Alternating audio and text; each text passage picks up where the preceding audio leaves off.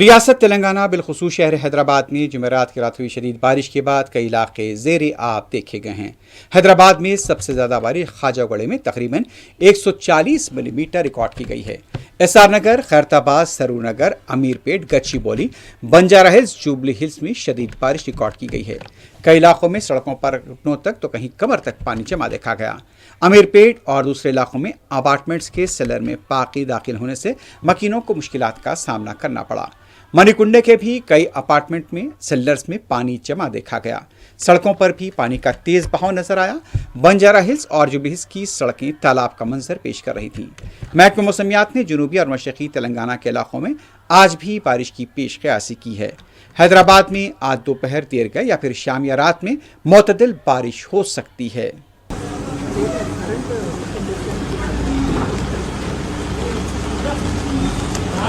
చిన్నపిల్లలు జాగ్రత్త అండి.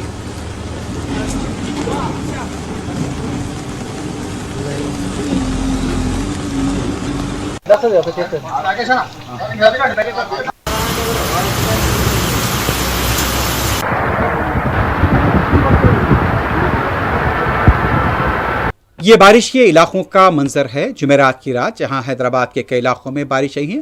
بتایا جاتا ہے کہ یہاں پر درجنوں گاڑیاں پانی میں ڈوبی ہوئی دیکھی گئیں، جس کی وجہ سے گاڑیوں کے خراب ہونے کی اطلاعات ہے اور ان میں زیادہ تر ٹو ویلرز بتائی جا رہی ہیں۔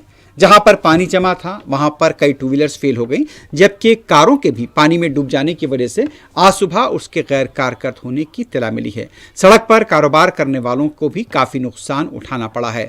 یہ وہ علاقے ہیں جہاں پر شدید بارش کے بعد تقریباً کمر تک پانی جمع دیکھا گیا۔ لوگ پانی کے رکنے کا گھنٹوں تک انتظار کرتے رہے۔ گاڑیوں کے پانی میں بہنے کا بھی یہاں پر منظر دیکھا گیا ہے۔